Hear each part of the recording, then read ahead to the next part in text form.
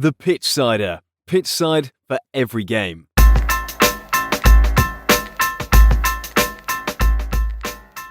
Hello and welcome back to the Pitchsider Podcast.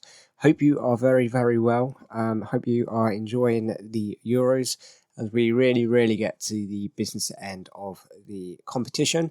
As the teams are now narrowed down to 4 teams. This podcast will be your review of the round of 16 and quarterfinals and a look forward to the semi-finals. Hopefully you were enjoying. You enjoyed our group stage analysis from this competition. As mentioned, we'd go through the round 16 and the quarterfinals review. And then next week we'll go through the semi-final and final and give you some transfer rumour updates in next week's podcast. And there'll be no transfer rumours in this podcast. If you want to keep up to date with the latest transfers, please check out our Instagram page and our website for the latest gossip. So let's get started. Let's talk about. We will do it in stages. So we'll talk about the 2 games which led to the quarterfinals. So the first game was between Spain versus Georgia. This ended 4-1 to Spain as they continued their dominance in this competition and their winning mentality. That means they won 4 games on the bounce. Georgia looked very, very good. This was a very end-to-end game. Spain are obviously now one of the very favourites to go all the way in the competition.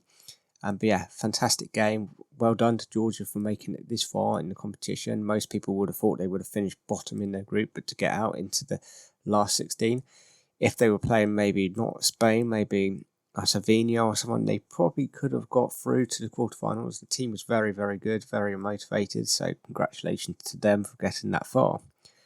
The other side of this coin was Germany versus Denmark, which Germany won this 2-0. They got a comfortable win. Musiala continue his foreign form, doing really well, which leads to a Spain versus Germany quarterfinal. But on Denmark, they had a fantastic competition. Germany was always going to be a hard game for them. Germany are one of the best teams in the world currently, with a lot of talent stacked up with them. So, you can't really fault Denmark for losing this game, unfortunately. Another draw, another day. They could have got through further in the competition. Unfortunately, Germany were king on this day. As mentioned, this led to a Spain-Germany quarterfinals.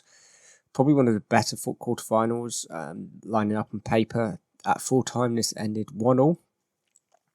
This is going to be a running theme of this podcast. Extra time. So Spain won this 2-1 in extra time. As Spain continue their 100% win record so far. Spain-Germany was always going to be a very tough game for both teams. Unfortunately, this meant that Toni Kroos had his last game in football. He obviously had the Champions League as his last club game, and this quarterfinal was the midfielder's last game.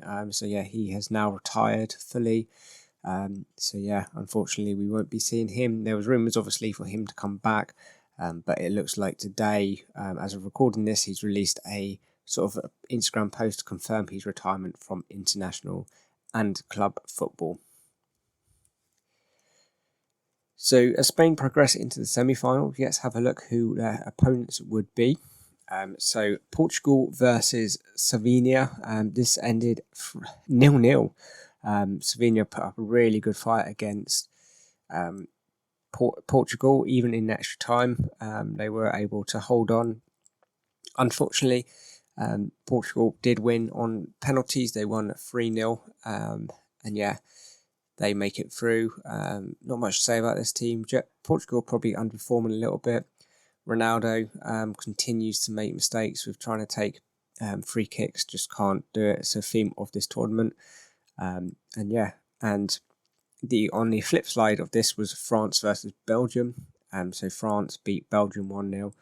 Both teams were very, very poor in this. I think France have failed to actually score a goal in open play throughout this tournament.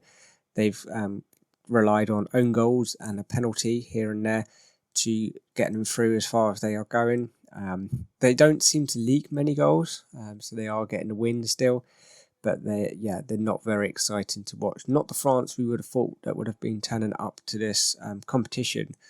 Portugal seem to be able to sort of maintain the ball, but just can't score, especially Ronaldo wanting to take every free kick. His free kicks have very, very much declined over time. And yeah, this is going to be a very... this was a very exciting sort of, maybe not as exciting we would have thought, Portugal versus France quarter-final game. As you would predict, this did end 0-0 after extra time. So after 120 minutes, no goals were scored. Ronaldo obviously still wanted to take all of those free kicks, did not get one on target, and France did not be able to score. So this did go to penalties, where France won 5-3 overall, which means this leads to a Spain versus France semi-final, which leads to tomorrow. So this is going to be a very, very interesting game to watch. Spain versus France,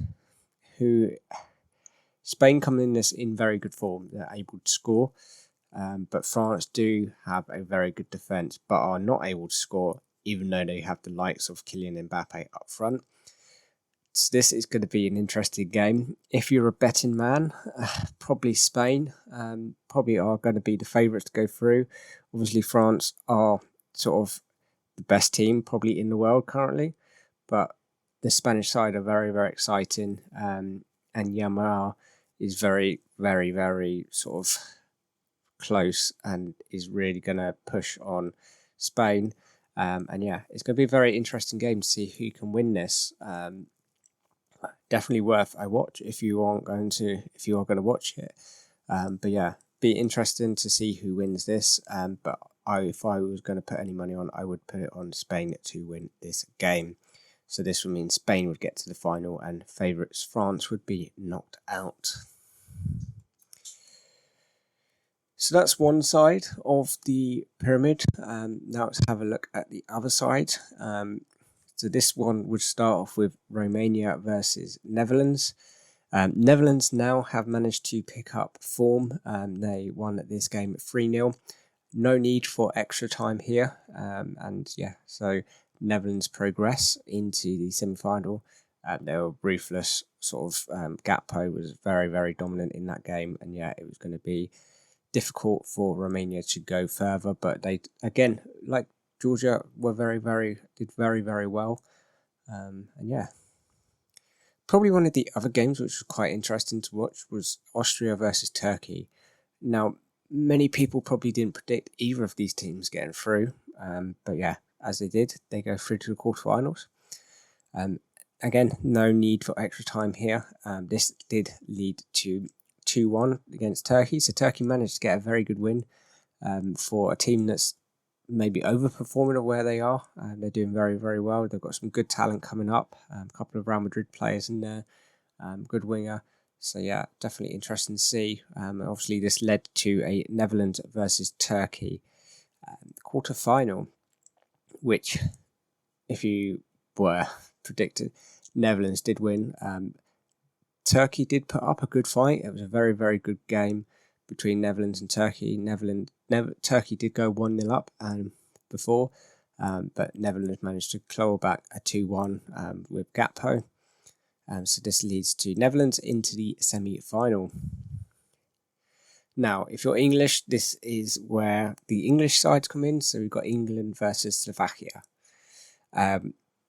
Probably one of the hardest games to watch if you are an England fan. Slovakia went up 1-0 in this game. And yeah, it was very, very close. England failed to score until the 95th minute, where Jude Bellingham scored an absolute worldie with a bicycle kick, which led to extra time. There was about 90 seconds left in the game before most England fans thought they were going to be knocked out by Slovakia. But yeah, this led to extra time where Harry Kane slotted a header home straight away, and England won after extra time 2-1. England, again, were very, very poor as they were in the group stages of this. But yeah, they do progress to the quarterfinals.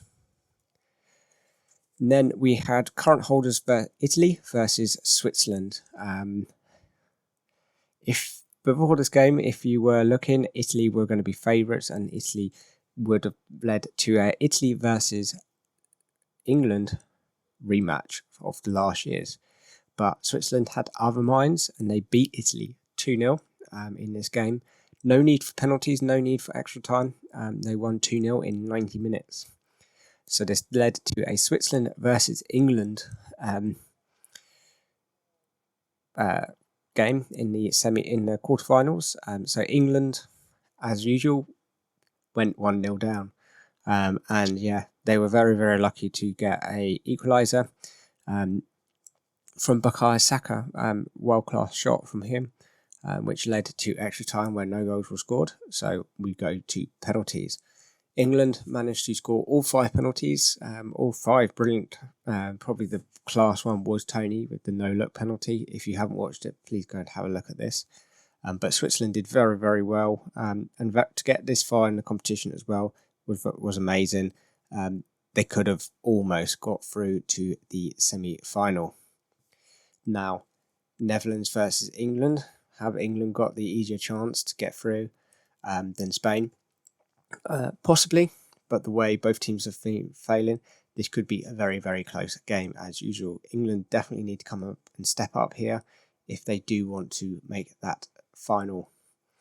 My money is on England to win this, and they do have the talent to be able to go into this, which by my predictions would lead to a Spain-England semi-final or final, where unfortunately I do think England are going to be beaten by Spain. Spain just look too good in this competition not to win it. They're scoring, they've got everything about them. They would open up England. Yeah, all of our dominant play. We haven't really faced a team that could do that to us so far. The Netherlands are going to be closest to that, so England really, really need to step up if they are to make the final and want to win the competition as a whole. But yeah, it's been great football overall. Fantastic to watch. And yeah, going to be a shame when it ends this week. But as usual, we'll keep you up to date with everything that goes on.